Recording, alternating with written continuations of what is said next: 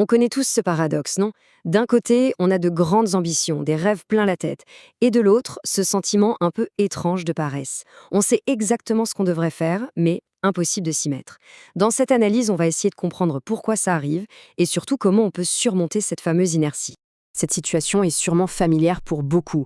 On a des projets ambitieux, un vrai désir de réussir, mais c'est comme si une force invisible nous clouait sur place, coincés dans un cycle super frustrant de procrastination. Et bien sûr, la culpabilité s'installe, parce qu'au fond, on sait qu'on est capable de faire tellement plus. Alors, pour comprendre comment on peut briser ce schéma, il faut d'abord regarder le cycle lui-même de plus près. C'est une sorte de spirale psychologique qui, malheureusement, se renforce avec le temps.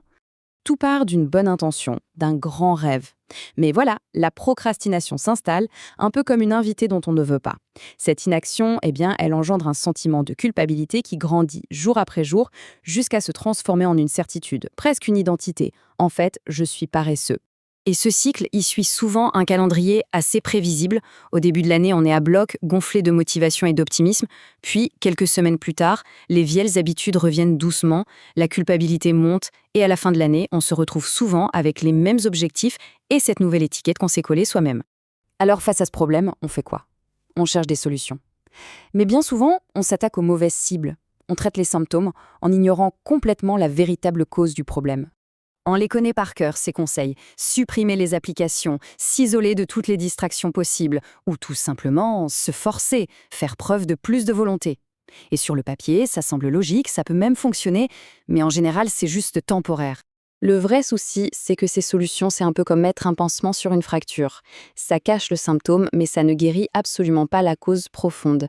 Le vrai problème, lui, il reste bien là. Pour trouver la vraie cause, il faut changer complètement de perspective. Et si on arrêtait de voir la procrastination comme un défaut de caractère, mais plutôt comme une loi de la physique? En fait, tout le problème, la racine de cette tendance à tout remettre au lendemain, peut se résumer en un seul mot. Un concept simple, mais vraiment, vraiment puissant. Et ce mot, c'est l'inertie. Vous vous souvenez des cours de physique? La première loi de Newton dit qu'un objet au repos a tendance à rester au repos. Et un objet en mouvement a tendance à rester en mouvement. Et cette loi fondamentale, elle ne s'applique pas seulement aux objets, elle s'applique aussi à nous. L'analogie est juste parfaite. Pour démarrer une tâche, même la plus simple, il faut une poussée d'énergie initiale pour vaincre cet état de repos. Une tâche qu'on évite, c'est comme un gros rocher immobile. Sa tendance naturelle, c'est de rester immobile. Donc, le point crucial, il est là. Le problème, ce n'est pas la paresse ou un manque de volonté, non. Le vrai problème, c'est que dans notre tête, cette poussée initiale nous paraît tellement énorme, tellement difficile, qu'on préfère ne même pas essayer et aller faire quelque chose de plus facile. Ok, maintenant qu'on a identifié la vraie cause, comment on la combat? Comment on fait, concrètement, pour briser cette inertie et enfin se mettre en mouvement? La solution, c'est de rendre cette fameuse poussée initiale aussi petite et facile que possible.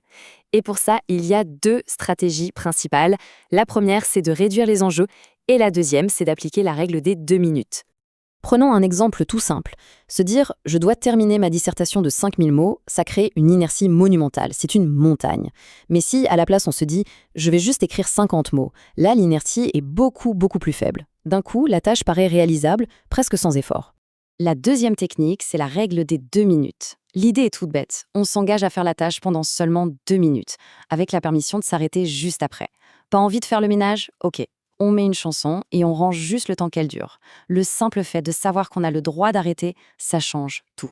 Et le plus beau dans tout ça, c'est ce qui se passe une fois qu'on a vaincu cette inertie. On ne fait pas que commencer la tâche, en fait, on déclenche quelque chose de bien plus puissant. Souvenez-vous de la deuxième partie de la loi de Newton. Un objet en mouvement tend à rester en mouvement. C'est le pouvoir de l'élan, ce qu'on appelle le momentum. En écrivant ces 50 petits mots ou en rangeant pendant 2 minutes, on ne fait pas que commencer, on crée une dynamique.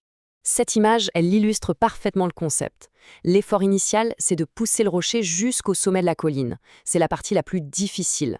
Mais une fois qu'on a passé ce point de bascule, le rocher, il roule tout seul. L'élan prend le relais et continuer devient bien plus facile que de commencer. Il y a cette célèbre citation qui résume l'idée à la perfection. Pas besoin d'avoir un plan parfait pour toute la dissertation ou de visualiser toute la maison propre. Non. L'important, c'est de se concentrer uniquement sur le tout premier pas, le plus petit possible. La vraie question, ce n'est donc pas comment vais-je accomplir ce grand objectif, mais une question bien plus simple et bien plus puissante. Quel est le plus petit, le plus minuscule premier pas qui peut être fait, là, maintenant?